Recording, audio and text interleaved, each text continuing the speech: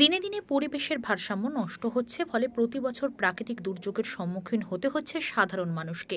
পরিবেশের ভারসাম্য বজায় রাখতে এগিয়ে আসতে হবে সকলকে। আগামী 5ই জুন বিশ্ব পরিবেশ দিবস। সেই দিনকে সামনে রেখে কোলাঘাট গ্রিন ট্রাভেলসের উদ্যোগে সৈকত র্যালির মাধ্যমে শুরু হলো সবুজায়ন এবং দূষণমুক্ত পরিবেশ গড়ে তোলার বিভিন্ন কর্মসূচি। এদিন সংস্থার উদ্যোগে কোলাঘাট থেকে সাইকেলে র্যালির শুভ সূচনা ঘটে।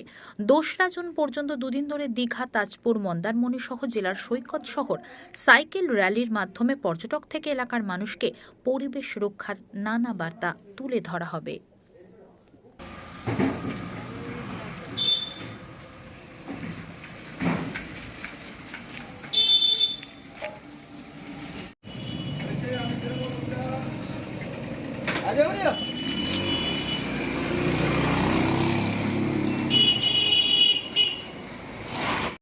নমস্কার, আমরা কোলাঘাট গ্রিন ট্রাভেলার্স।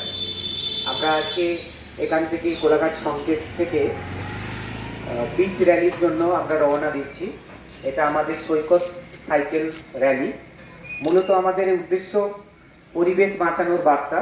আপনারা জানেন, বিগত কয়েক বছর ধরে যেভাবে আবহাওয়া পরিবর্তন হচ্ছে তার মূল কারণ নগরায়ন এবং আমাদের যে যানবাহনের গতি বেড়েছে, সেই কারণে আমাদের পলিউশন প্রচুর বেড়ে গেছে এবং এই পলিউশনকে রোধ করার জন্য আমাদের প্রচুর গাছ লাগানোর প্রয়োজন। এই মুহূর্তে সারা বিশ্বকে বাঁচাতে গেলে প্রায় 500 কোটি গাছের প্রয়োজন, কিন্তু মানুষ লাগাতার বৃক্ষচ্ছেদন করছে, কেউ কিন্তু গাছ লাগাচ্ছে না। আমরা সোশ্যাল মিডিয়ায় সবাই প্রচার করছি গাছ লাগানোর কথা, কিন্তু প্রকৃতপক্ষে গাছ কেউ লাগাচ্ছে না। ফলে আমাদের এই র্যালি মূলত সচেতনতার বার্তা দিতে র্যালি, এবং এই র্যালি শেষ করব আমরা আগামীকাল দুপুরবেলা।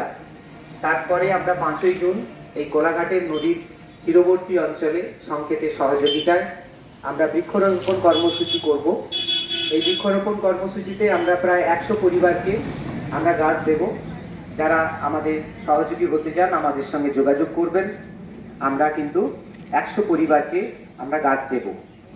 আমরা আজকে রওনা দিচ্ছি। সংকেতের এই সহযোগিতা আমাদেরকে আরো এগিয়ে যেতে সহযোগিতা করবে। নমস্কার। মুখ্য উদ্দেশ্য পরিবেশ বাঁচানো। পরিবেশ বাঁচানোর বার্তা আমরা দিতে চাই এই সাইকেল র্যালির মধ্য দিয়ে।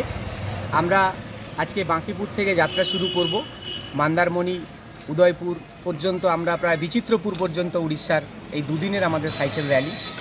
মূলত এই যে এত পরিবেশের যে পরিবর্তন হচ্ছে, এই পরিবেশের পরিবর্তনের জন্য কিন্তু আমরাই দায়ী, আমাদের পলিউশন দায়ী।